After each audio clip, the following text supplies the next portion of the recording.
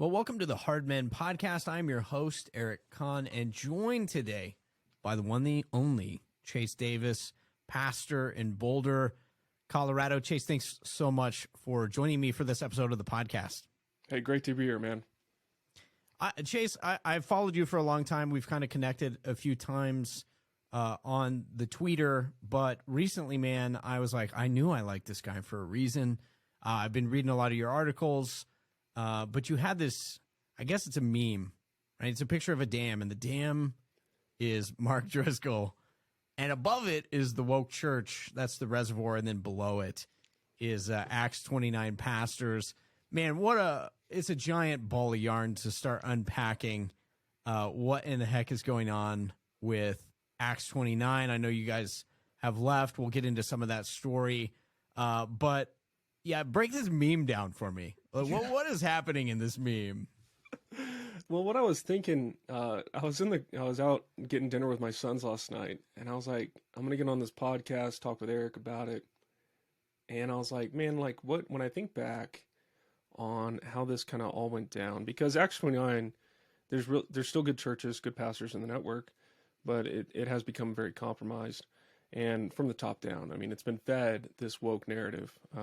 And it's been done so over a number of years. And Eric Mason was the main kind of generator of that. He felt it was his responsibility to turn it that way.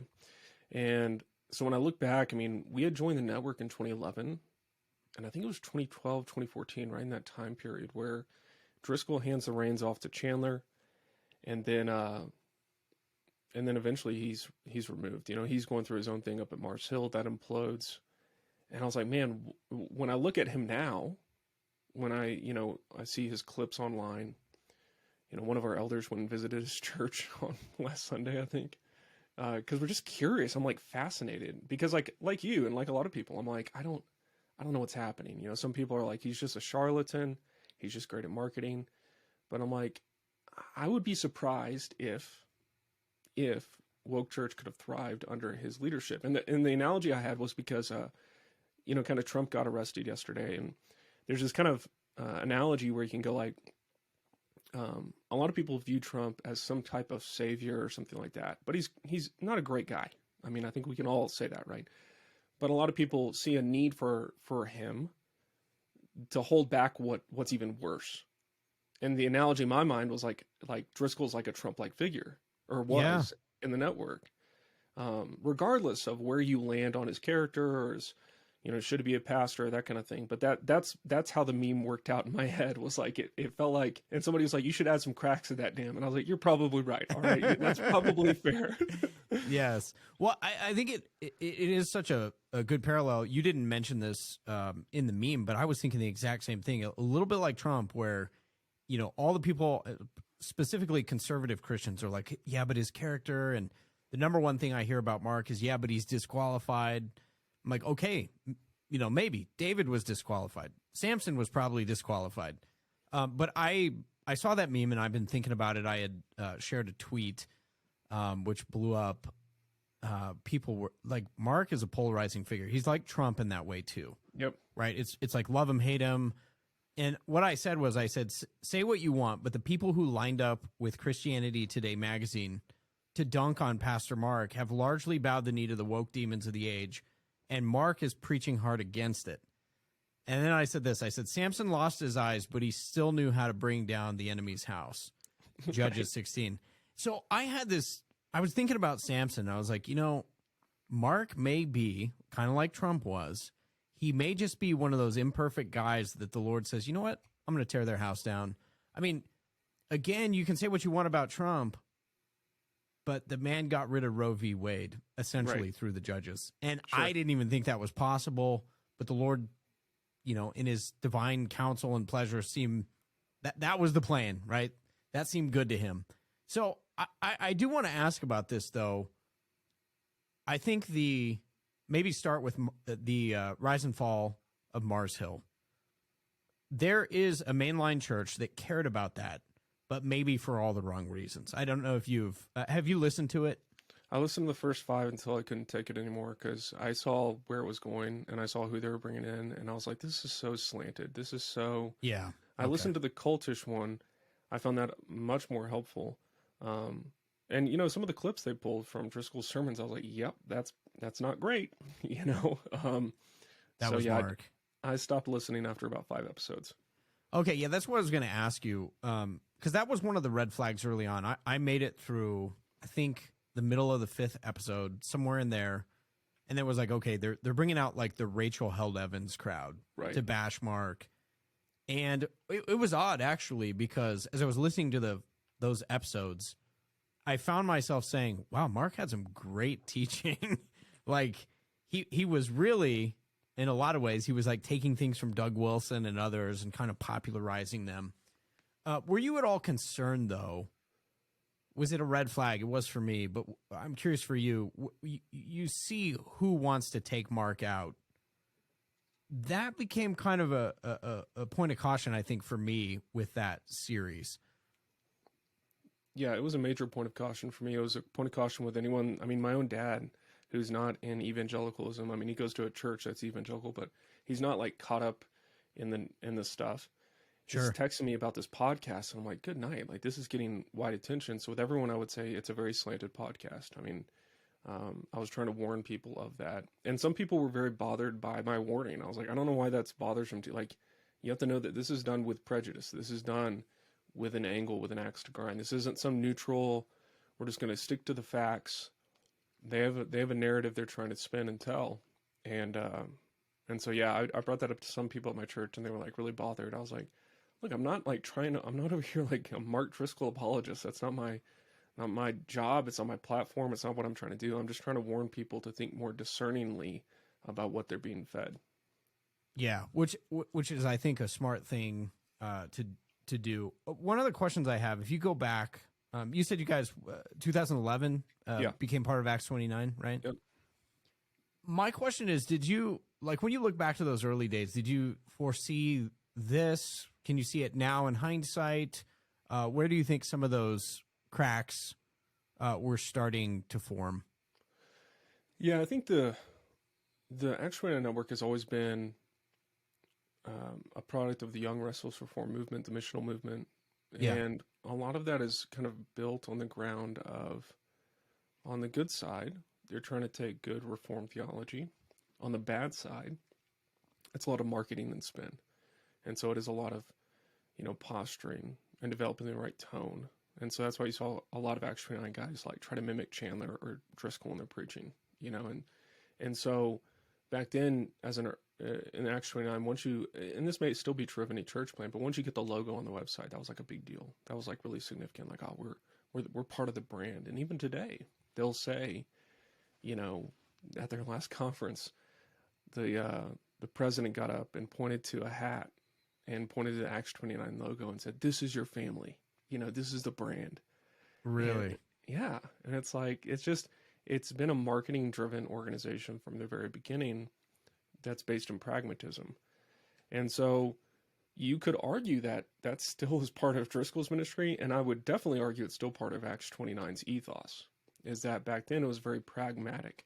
And I had people in my church who were trying to warn me, and I had a hard time hearing it. But, it was all based on metrics and numbers and reach. And, over time it moved away from, hey, let's dive into doctrinal clarity. Let's dive in and let's have good conversations and discussions and debates on these big topics. And it's moved into leadership practicums, just like, hey, how can you be a better leader? How to hire people, org charts, all this kind of stuff, which there's a place for that. Okay. But I don't know if that was always there pre-2011, but at least that's what I got the sense. It just grew in intensity, a bigger emphasis on the pragmatics of church planting than on the actual doctrines we're defending. Yeah, no, I completely agree. We were talking offline. We had done a couple church planting ventures while we were in seminary in Louisville, and couple different experiences. Kind of saw the same thing. I remember coming out of it thinking like they were really concerned about the lighting. They would go through like brand marketing, retooling of all the websites and the fonts, and what kind of literature was in the building when you entered, and all that stuff was really big. But over time, kind of what I saw was like there wasn't a huge focus on anything beyond kind of like basic Calvinism. But what I did notice in a lot of these churches was the pastors were basically just ripping off Mark Driscoll sermons and like repackaging them, and kind of cult of personality. You could see that Mark obviously could pull it off well, but I don't know. I think over time what I saw is the guys who tried to imitate him, it came off as like awkward and cringy. Oh yeah. And then I think I would say too early on, I remember probably the first Chandler sermons I heard were at like Acts 29 men's group when I was in Louisville. And you know, a lot of that stuff we're listening to, and I'm thinking like, there was a lot of crassness. There was a lot of like, I'm not sure I would go there. There was a lot of, I think it was Matt Chandler was like teaching at it was some sort of conference in Dallas, but he's like, I'm gonna shoot you guys straight. I'm really freaking good at this. He's like, I didn't even have to prepare. I'm just like legend. And I remember thinking like, nobody in here is like, like maybe a problem. Well, fast forward, you see a lot of the fruit of this movement, and it's kind of been problematic. I wonder, though, the transition from Mark to Matt was when? Do you remember? I think it was 2014. 2014. What changed in Acts 29 then? I was gone by then, but I'm curious from your vantage point, what changed in the organization? Yeah, a lot changed because they were really trying to distance the brand from any association with Mark. And so they did a whole rebrand, whole website, relaunch, and clarified. They wanted to clarify what they are. So if you go on their website, you know, you're going to find who we are. That's a big emphasis. And so they did that. Their new mission statement was, you know, a diverse global family. That was a big emphasis that changed. And they kept saying we're about churches planting churches, and so we were like, okay, we'll do that. So we did that. So church planting was an emphasis, but they really wanted to move into a softer kind of presentation of their core convictions rather than the kind of the hard edge that Driscoll brought. They were trying to show, and they always chalked it up. The irony is they always chalked it up to immaturity. We used to be immature, now we're mature, and this is what maturity looks like, and it looks like softening and that kind of thing. And there was even tension within a lot of, like, they produced a document on complementarianism that was actually pretty conservative, but now they've even like removed that and haven't replaced it with anything. Oh, interesting. Yeah, it was an intentional pivot, and you can imagine the leadership tension at the top if you're in charge of Acts 29. I mean, obviously there's a kind of a crisis going on. You've got a big name associated with your network, a founder, supposedly, of the network.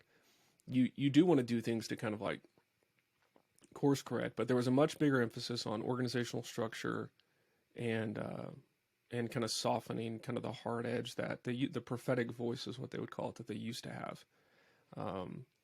So yeah, that's kind of how I saw things changing. I think a lot of pastors saw those things changing, but all of us, we assumed it was for the best. You know, we assumed like, well, geez, if Paul Tripp, James McDonald, all these other guys say Driscoll's, you know, irredeemable, then I don't want to be that. So I guess this is a better way, you know, and to give them credit, Acts 29 was a mess when Driscoll was in charge, because like we got a call after he left and they called us. We're 3 years into the network. We're full members. And they called us and go, hey, are you guys members? We don't have a list of who's a member and who's not. Oh, wow. Yes. So it was a mess back then for sure. Yeah, I also wonder too in that time period, because this is naturally, you know, I shared earlier what I had written on Twitter and then posted it to Facebook, and we get a lot of this, like, you know, parading out all of Mark's failures. So not to beat that dead horse too much, but I mean, most people I knew who were acquainted or, you know, knew Mark or were, you know, at Mars Hill, most people said, yeah, there were some real problems. I guess what interests me is, and you know, you had a closer seat, but in most of it, I never heard like the other side. Right. We heard some like, I think what was cringy is like Mark went on with like Brian Houston from Hillsong, and you're like, Right. Wait, what?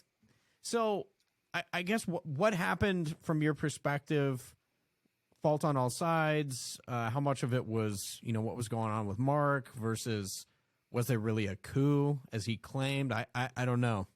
Yeah, I don't know that much either. I do have kind of like, because when I started questioning the narrative, I just went straight to people who were on the ground at Mars Hill. And so you have a love-hate relationship with Mark for a lot of those guys because they appreciate the ministry that he did in their own life. But then you hear stories about how he talked about people in staff meetings and talked to them and, insulted them and this kind of thing. And then I think at one point he even laid hands on an intern, like, because he was mad at him. At least that's what I've heard. Now, Mark hasn't, like you said, Mark hasn't come out. I've always been curious what it would be like for him to share his perspective, because I really do think it would be an interesting story to hear his perspective. But because his perspective has been, at least to this point, kind of conspiratorial, they were kind of trying to accuse him of adultery or something like that. And he's then now associated with a bunch of people that you're kind of like, what's going on? And Darren did the same thing, Darren Patrick. He got taken in by ARC, which is a church planting network. What typically happens, especially with Acts 29, but in evangelicalism as a whole, is because it's so tribal that once you become blacklisted, you're a black sheep, you're outside the camp, your former connections and networks, they don't want to touch you. You're too hot.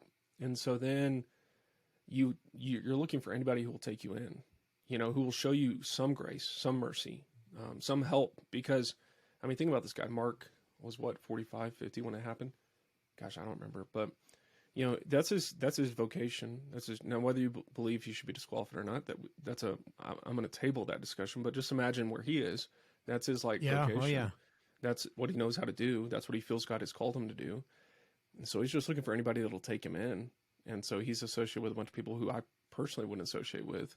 But those people, I guess, have been kind to him and, spoke their blessing over him. And so, yeah, I honestly don't know his perspective. I know there's all sorts of rumors about him having to wear body armor and things at his house happening. And, it sounds really scary when he describes it.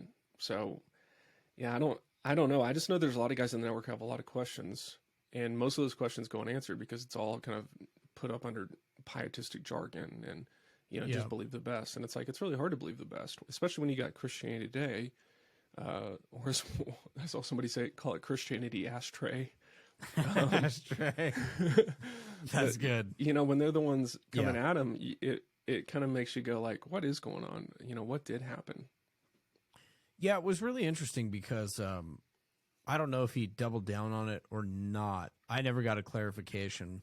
But I know Michael O'Fallon had said at one point when the Mars Hill thing came out, I had shared a post and he made some kind of like he does, kind of like a, it seemed like ominous. But Michael was he's like, yeah, you know why Big Eva hates Mark is because he knows where the bodies are buried. And I was like, well, that's kind of weird. But as he said it, I got to thinking, and that's really what caused me to start questioning this narrative because, okay, they were the smoking gun, at least according to mainline evangelicalism, is the fact that Mark, the plagiarism issue. This is the unforgivable sin. He plagiarized. It's horrible.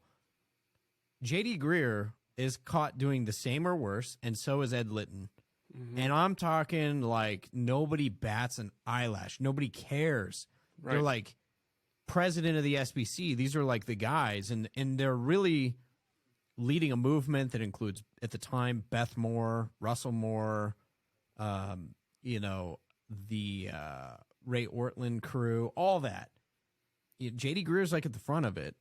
And then, Ed Litton comes in. These guys are they're buying sermons. It's being plagiarized, copied. They're claiming to write them. They don't, etc. Again, nobody cares. So then I said, again, I am not at all a Mark Driscoll apologist, but kind of like my mom when I was a kid, and I'd come home from school and I'm like, yeah, I don't know the teacher. She was just in a bad mood. So here's a pink slip and I got detention. I don't know what happened. And mom's like, I don't know about your story. Right. The story just doesn't add up. So, right. I don't know if you agree with any of that, but I'm kind of starting to say, I'm just questioning the narrative. I just don't get that. Yeah, there was two things real quick. One, there's Yeah. a great clip from an Ed Litton sermon, and he's plagiarizing a J.D. Greear sermon. So he's preaching J.D. Greear, and then he points to the screen, and the screen has Ray Ortland's face No. with a Chuck Swindoll quote, as if Ray Ortland is Chuck Swindoll. It's like so great. many layers. Michael Scott, Wayne Gretzky. Yeah, totally, totally like that. You know what really broke my kind of what you're talking about, where you started questioning narratives, is like Steve Timmis. Steve Timmis is a great example because Christianity Today floated the article to Acts 29. Acts 29 went to Steve, and according to Steve, these issues that anyone had raised were already taken care of in 2015. Anyone who had a problem with Steve's leadership, they had already addressed it and cleared him. But now that Christianity put pressure on the network, they cut Steve within like a week. And Interesting. to this day, there's been no investigation as to what these allegations are, and he's just totally out of the camp. He's just totally cut off. And then Chandler has the audacity to go to a publication and say Steve Timmis is an abusive leader. And so like that to me was like, something's wrong here. And so I started asking, like, what was the investigation? Like, what did he do? I mean, like thinking positively, like, tell me what not to do. Like, because And that's like now 2020, right? Yeah, 2020. And so if you've got Acts 29 Network has had Driscoll, who people call abusive. Then you've got Timmis, who is the next kind of president, CEO or whatever, abusive. Then what does it say about what's in the water? You know, but then all of a sudden I started questioning, like, was it though? Was Steve Timmis truly abusive, or was he just, you know, pretty, not controlling, but like his total church method is a very high control environment. You know, high relational trust between the pastor and the congregant. And so to this day, there's been no investigation. All they've done is slander him. And he just left ministry completely. And he got no phone calls. He got none of his questions answered. So that to me is that was revealing, because the Driscoll issue is more foggy to me. The Timmis issue is more clear, because I'm like, I don't know what they're accusing. Like the things that Steve is being accused of would have just been called pastoring back in the day, you know? And like, if that's the standard, we're done. What's really interesting is, so it goes back to, I'm reading a Baptist Press article, but it's pointing back to Christianity Today. They're quoting Matt Chandler, but then you start reading through this thing, and it just says that he was accused of abusive leadership in a heavily sourced article that has no witnesses, evidence, etc. I mean, that's the sort of thing that, again, it makes me question it, because it's like, okay, so this is a hit piece. It's clear. Maybe he did something, maybe he didn't, but we don't actually know from reading this. So I want to tie one other thing in, at least one other thing that I find highly bizarre, weird, dumb, doesn't make sense to me. And that's the whole thing with, like, Matt Chandler shared an inappropriate message with somebody on social media, had to step away, then was reinstated. And you're asking yourself, like, in the beginning, you're like, well, it must have been serious. Right. Like, he was like on the brink of cheating on his wife, it sounds like. And then he's reinstated, though. And they're like, don't really ever say. And then, like, he gets applauded when he's reinstated. I'm confused by the whole situation. Yeah. What was going on with that? Yeah, I actually did an episode on that, not to promote my own podcast necessarily. Do it. But Plug it. If you want to hear my podcast, you can sign up on the Patreon. There's 2 episodes behind the paywall. That's one of them. Because the reason I recorded it was not to, and the reason it's behind a paywall is because I'm not trying to publicly dump. In fact, I don't. Anyone who's listened to the episode is like, why did you speak so positively of Chandler? And same thing with Guy Mason in Australia. He's the one that promoted trans ideology. If you listen to the episode, I'm like, I get it. I get the pressure he's under. But with Chandler specifically, you listen to that and you see who's coming out against him. And you're like, gosh, like, I don't think Chandler likes me. I mean, he's one of the board members that voted to remove our church from the network. So, you know, like, but I have no ill will. I mean, like, it's their call, and that's completely legal per their bylaws. But in this case, I don't see any reason, like, They should have just been clear on what it was. Was it, DMs on Instagram that were jokes that had, cussing, or, what? Did they ever clarify? No, there was no clarity. And it always does this when you get an antinomian movement like Acts 29, and then they create law, because every human wants law. They need law. They're designed to have some kind of structure. But if you have an antinomian movement, they will create law to fill the gap of God's law. And then they make up all these other things. And they even contradict themselves because they'll say, these messages were not above reproach. And then they're like, but not above reproach enough to remove him from ministry. And it's like, what's going on, guys? What's going on? And so in my mind, this is all speculative, but I would imagine somebody came to him, because I think this is what they said. Somebody came to him after church one day and brought it up, that he was texting or DMing somebody else's wife. And I don't know what she said in total, but I would assume that it was brought up to him like, if you don't do something, I will, or I will, something's going to get leaked. I'm going to make this a thing, is what basically he was approached with. So he went to his elders, and I guess they were like, well, we'll just do a kind of, suspension, or they probably called it a sabbatical. I don't know because that's what they call it in evangelicalism. When it's a suspension, they call it a sabbatical. A leave of absence. A leave of absence. And then he comes back, and it's just like, everybody's clapping for him, and he's the hero of this story. That's why I was confused. Like, wait, what? So messed up, because there's you can't repent of something that's not sin. And yet he's having to manufacture this repentance up there, and how restored he is, and everybody's clapping. Yeah, Chandler, like yelling for him in the audience like he's a celebrity or something. And you're like, what is this? This is just really weird. And it's weird because when you think about it, Chase, it's like, okay, well, either you sinned and you need to be clear about what the sin was, and that would have disqualified you. But we don't, it was all in vague terms. But then they were like, but he's been restored. You're like, well, if you didn't sin, what are you restored from? I'm not really. Yeah. No, it's so weird. And so, I grew up in Dallas, I grew up in Texas. So, all this is very familiar language to me. So when I hear those words, I know what they're doing. They're adding to God's law new requirements and new standards for pastors to measure up to. And if you don't measure up to these man-made standards, then your elder team has the right to tell you if you're in or out, or if you're restored or disqualified. And I hate that. I hate that kind of extra biblical law so much. It's what kept me from enjoying Christ for so long, was these kind of rules and man-made standards that were not in God's law, that were just extra biblical. So yeah, it makes sense. It was almost funny watching it, because I grew up in that culture in Dallas. And so I know what's going on. It's so crazy.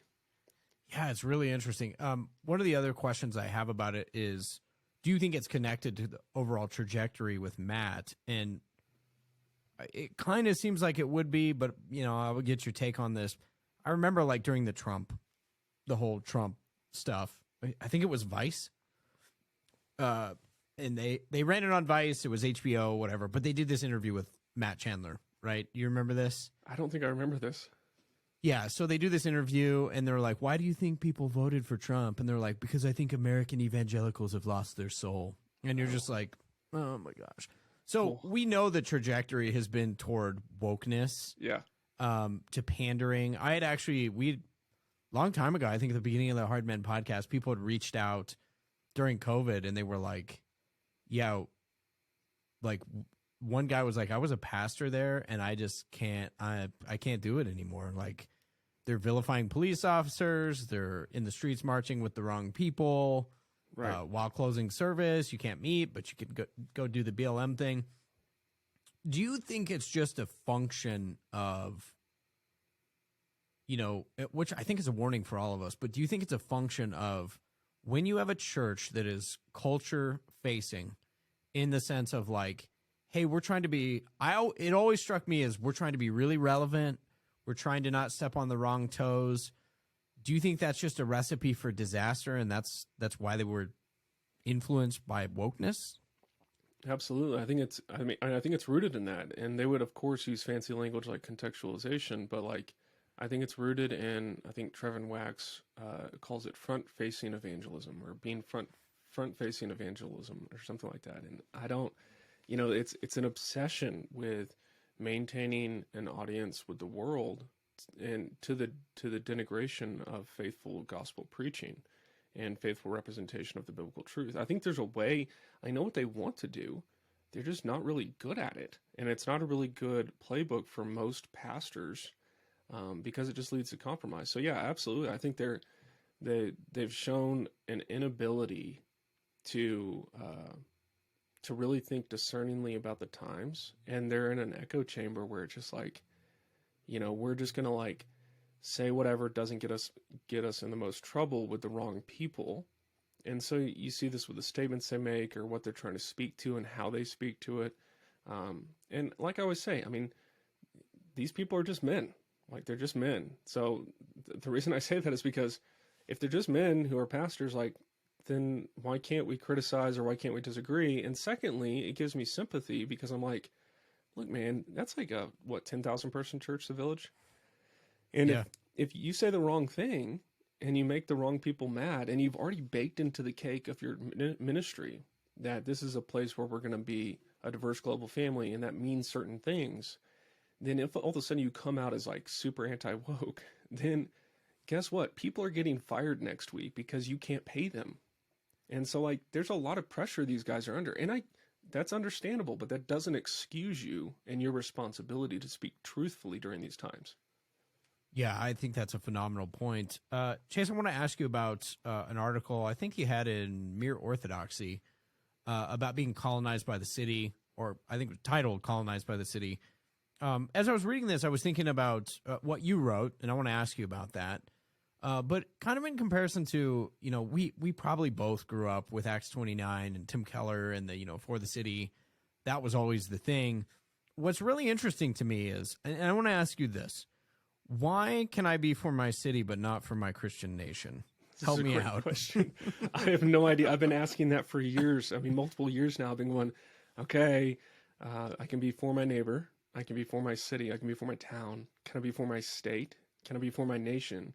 We can't be for the world, like it's in the Bible. Yes, you can be for the world, but not your nation. Like, what do I need to call it besides a nation for you to be okay with it? Because like that's super just uncomfortable for a lot of Christians today, because they've been so inebriated with a political liberalism that disallows them loyalty to the nation or a love for the nation, and they'll chalk it up to kind of a neutral world patriotism. They love the word patriotism, and what they mean by that is just kind of this neutral public square where nobody's offended by Christians, and so I have no idea what's stopping them. But I've had multiple conversations with multiple pastors asking them that very question, because I'm like, I don't get it. Like, tell me why? Because you're in the city for the city. That's your big thing. Yeah. In the state for the state, in America for America. Like, I don't. Where does it end that way? In the world for the world, that's fine. Yes. Your nation, no. What's also interesting, I was reading a book called Last Stands by Michael Walsh, and in there, I think he was the one that pointed out this is like a Roman Catholic guy, but conservative. And one of the things he said in there is, he said, yeah, the reason that people in our country today hate patriotism, it shares the same root word father as patriarchy. So patria, patriarchy, patriotism. Patriotism means love of the fatherland. So I think it's part of the fifth commandment violation, hatred for our fathers. You look at a lot of this racial reconciliation ideology. That's really what it comes down to, is our fathers were idiots. We hate them. We're going to destroy the world that they created, etc. But I want to go back to the, for the city, by the city, whatever. One of the things that struck me about this movement is we now have some years to look back, have some perspective on what were the fruit of it. Did these churches, did Tim Keller's church, did it go and transform the city? The instances I've seen, I'm inclined to say no. You've interacted, I'm sure, with some of these churches. You're a church in a city. Do you think the fruit of this movement was good? Did we colonize the city, or did it colonize us? Yeah, it's a great question. Anytime you're evaluating the fruit of either someone else's ministry or another church or movement, you have to take into account the both and because God can use a Yeah. lot of stuff to do a lot of good things. And so I do think Keller has had a significant impact in New York City. I think he came into the city in a unique time where it was in some ways, and it's becoming like it was back then, more crime ridden. And then under Giuliani, I think it changed a lot. But he came in at a unique time, started some institutions, planted some churches, did some really good things for the gospel there.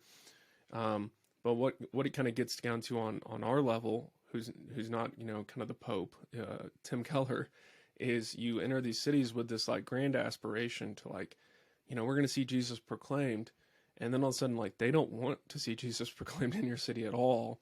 And what it would take for you to get an audience with those people who would even speak well of you, you would take so many compromises along the way that your conscience can't take it. And so for a lot of these in the city for the city guys, you know, I just don't see them.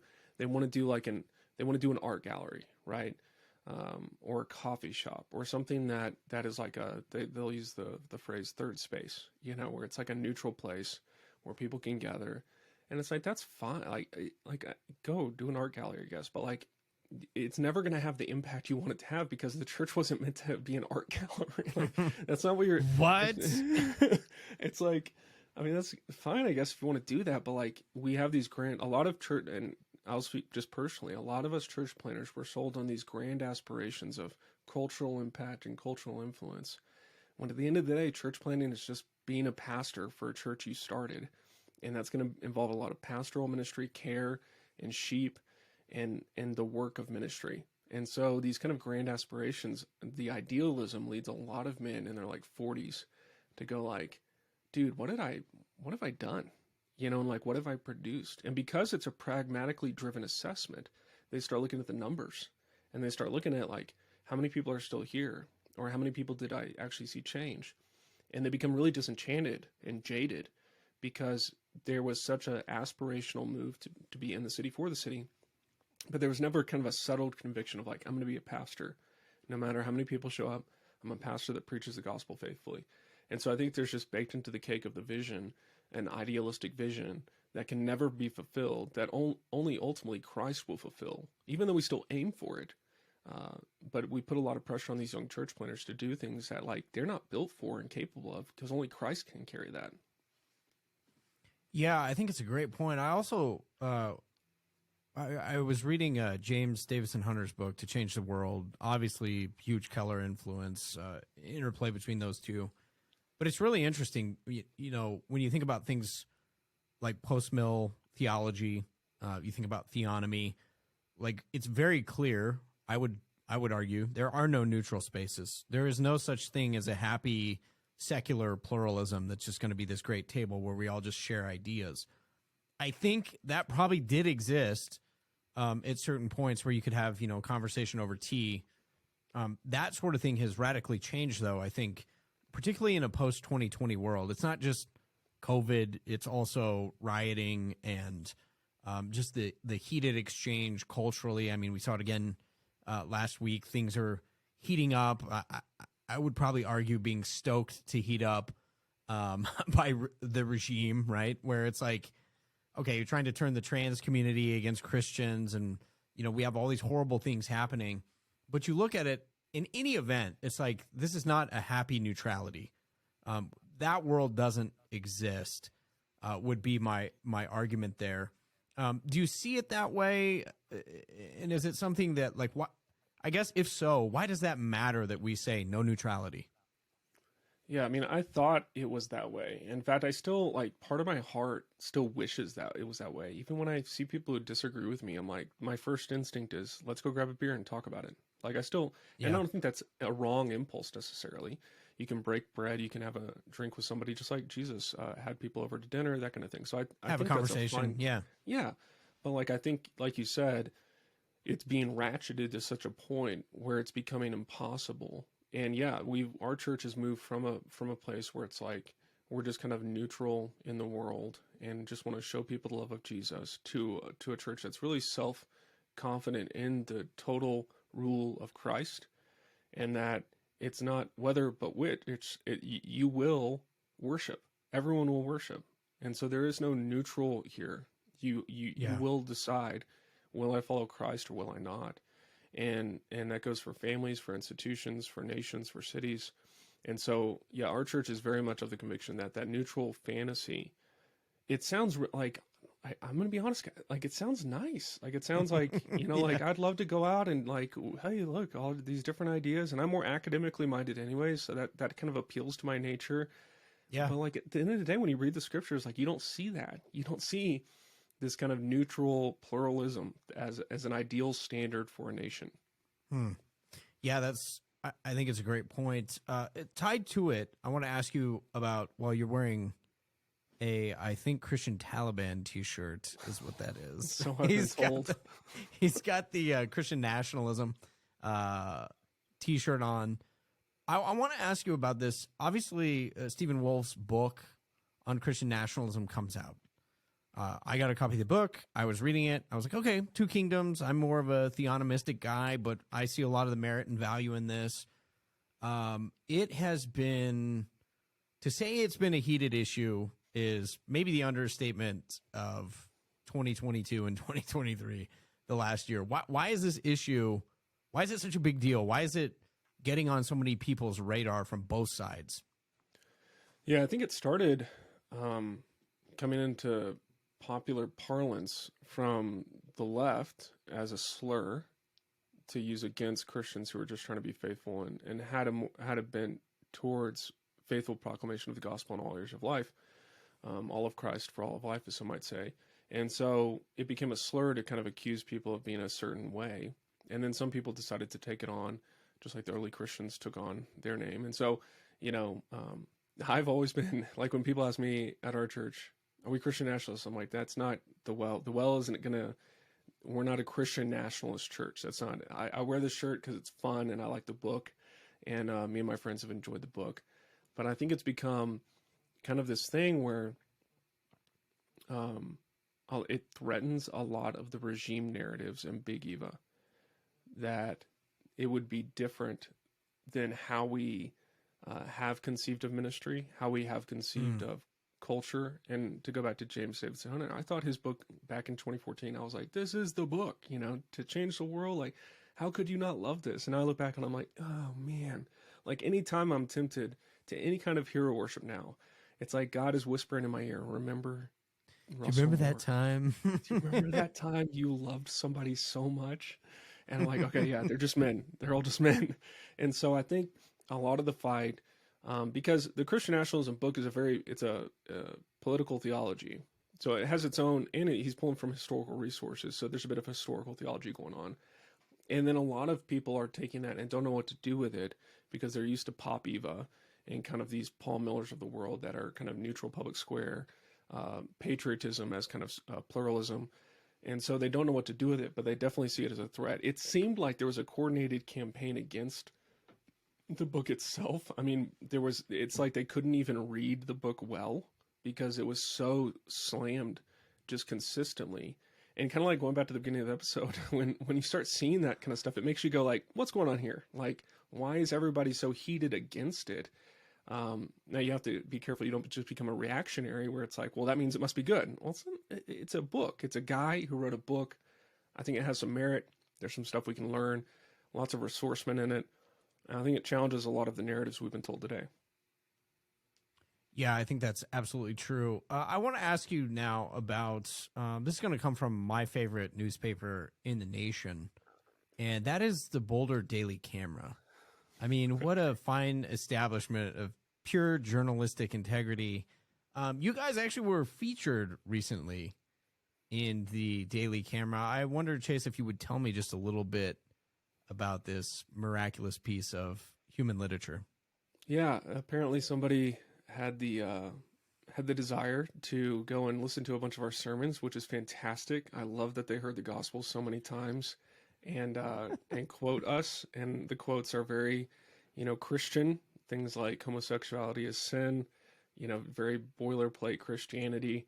And the article was like, go protest this church's Easter egg hunt. That was this guy's angle. And you're like, good night.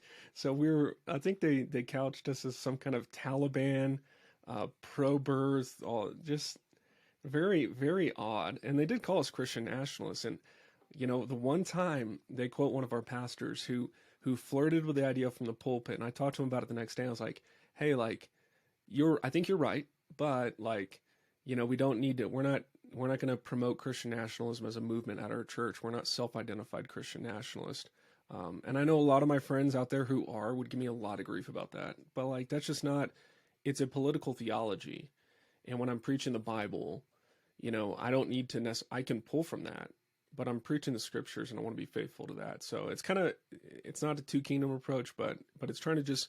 I'd rather, because I was so inebriated with so much of the jargon in Acts 29, and I just parroted it, whatever kind of like was fed to me, that I'm very hesitant, or I try to be self-consciously. None of us can be perfect on this, but I try to be self-consciously hesitant anytime there's a new phrase like Christian nationalism or anything else, where I'm like, I'm gonna wait and see, rather than what I used to do, which is like, oh, this is the best. Yeah, let's figure out how to promote this idea. Jesus is neither left nor right, and like we parrot these slogans that are absolute nonsense.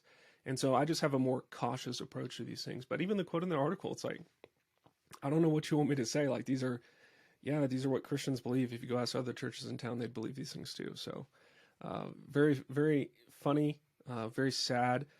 I had some friends encourage me, like, on Holy Week, for an article like this to come out, you're doubly blessed, like, Yes. So yeah, it's, we've never had that kind of heat before. We've had other publications in the Daily Camera, which have been kind of telling our story and that kind of thing. But yeah, it's an opinion piece. And, I reached out immediately and was like, hey, could I write kind of a response? So we'll see if my elders want me to do that or not. I don't even know if that's wise or prudent. So we'll just go to the Lord and see what he has for us. Yeah, no, absolutely. And I think that's part of it too, as you, the church, you guys, as you're preaching faithfully, it means that we have to speak boldly as Christians to these issues. And I definitely think this week is a great time to re-examine. Jesus said, if you follow me, if you love me, they'll hate you. If you speak the truth boldly, you'll be persecuted for my sake, and you should rejoice in your Father in heaven. That means something positive in terms of your Christian discipleship. So taking that in stride, I think, is really important. And I think as Christians, a lot of us figured this out post 2020, like, you're going to have to make a stand. Yep. Right? Everybody was kind of in this mode where it's like, well, that's not the hill to die on. And neither is that one. And neither is that one. In fact, there's no hill to die on, right? Because we've given away so much ground. We actually have no hills left. Yeah. And that becomes a real problem. Is the two books that were most popular back in 2020 were Finding the Right Hills to Die On and Gentle and Lowly, which, their merits aside, it's just a strange emphasis for the church today. Yeah. And so I always said, when people would bring up Finding the Right Hills to Die On, oh, it's a great book. I'm like, we need to go. We are more than conquerors in Christ. Christ already died on the hill that needs dying on. Our job is to take hills for Christ. Like, this is it's literally like the wrong posture we should be taking as pastors and theologians, as leaders of God's people. We should be looking ahead and going, we're going there. That's where Christ has called us.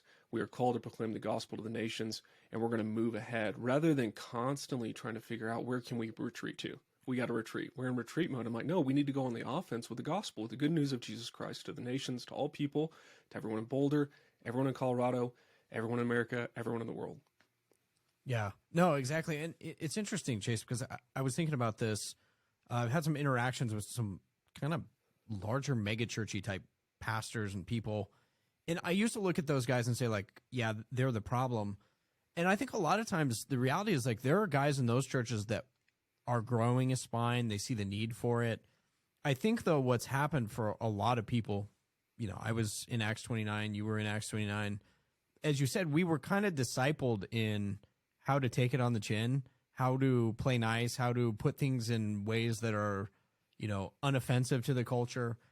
Again, I just think that there's a shift where more and more guys are coming to wake to the fact that, like, no, you're just going to have to be a little bit more aggressive. We're going to have to posit a somewhat aggressive strategy, I think, in terms of being on the offensive. And I think that, again, it's just that shifting change in the world. I want to ask you, Chase, as we kind of wrap things up here, as a way of plugging your Patreon, you've had some interesting guests on here. Yeah. I'm kind of interested by some of this. Okay, so you had Os Guinness. Is that right? Yeah. How was that conversation? What did you guys talk about? I'm sure you learned some. He's an impressive guy. I mean, it had to be a good conversation. Yeah, Oz is great. Second time I've had him on, so I just like anytime he has a book, I'm like, hey, come on and promote it. And my hope is always, and if he were to listen to this, I would tell him this. My hope is always to get him to talk about cultural stuff, because that's where a lot of people need equipping right now. Because his last book was Science of Transcendence, which is great. Everybody should go pick it up. It goes through stories of atheists who became Christians and how God spoke to them and met them when that first spark hit, of curiosity about God in a profound way. But yeah, the conversation with Oz was great. We actually had a tweet went viral, you might say, got 150,000 views on that tweet, which was pretty fun. Oh, nice. I'm not a big, my instinct in life is not self-promotion. And so having a podcast and promoting it is very awkward for me at times. So I saw this clip being circulated with a couple of accounts like Honest Youth Pastor and then Theos U. Both posted the clip but didn't attribute it or anything. And my wife was like, they didn't attribute it. And I'm like, how would they know? I didn't do anything to say, listen to my podcast. It's not their fault. It's just Oz being Oz. He's great. He said, look, this idea that Christians need to keep their heads down is absolute wrong-headed. It's garbage. And here's what we need to do instead. And so Oz talks about that in the latest episode. He's just phenomenal on it. And the great thing about it is, I don't know if you feel this way, but a lot of times I feel like I could say the same thing that Oz says and people just don't want to hear it from me. But if Oz says it, people are happy to listen to it. And I'm happy for them to listen to him instead, because he's definitely got more chips to cash in than me. And so, yeah, Oz is fantastic. But we've had a lot of great guests. Everyone from Megan Basham, Timon Klein, Stephen Wolf. Oh, nice. All these guys are on there. So I try to just have people on that I'm very curious to learn more about. And really it was a way for me to get free FaceTime with people that I want to hear from and not have to pay a consultant or anything like that. So really a lot of these conversations are very personal because I share my own story as we go, and you can see kind of my own development throughout the podcast. So I think it's really fun. Yeah, that's awesome. So that is the Foolproof Theology. Yeah. I'll share links for your Patreon. People can sign up for there. I'm sure you got some stuff under paywall, and I'm assuming that's in iTunes and Spotify as well. Yeah, anywhere podcasts are found, you can find my podcast. Awesome. Yeah, well, Chase, I really appreciate it. I kind of want a Hard Men podcast, right? If you were going to say to guys on today's recording, April 5th, I guess a charge to men. How would you charge men at this moment in time and space to be the men that God's called them to be? What would you say to them? I think the biggest thing men need to do today is men need to take responsibility for their home, for their church, and their country. They need to take responsibility for the laws, the ideas that are being propagated. And I know men, for a lot of good men, they're working hard, they're busy, and so there's a lot going on.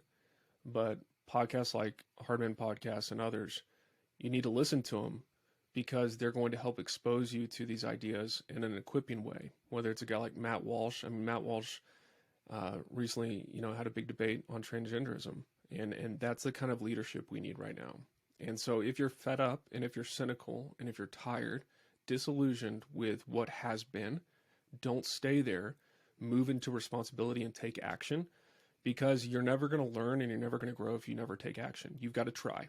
And if you try and fail, the good news is Jesus is merciful and there's forgiveness for you. So I would rather see a bunch of men try and fail and stumble along in a good direction than just sit passively by as the country continues to spiral downward. Amen. Man, what a good word. Chase, thank you so much. As I said, we'll include links in the show notes for your podcast. Also encourage people to follow along on Twitter. You're fairly active there, and I've enjoyed a lot of the content, so definitely encourage our listeners to check that out. Chase, thank you. Great to be here. Thanks for having me.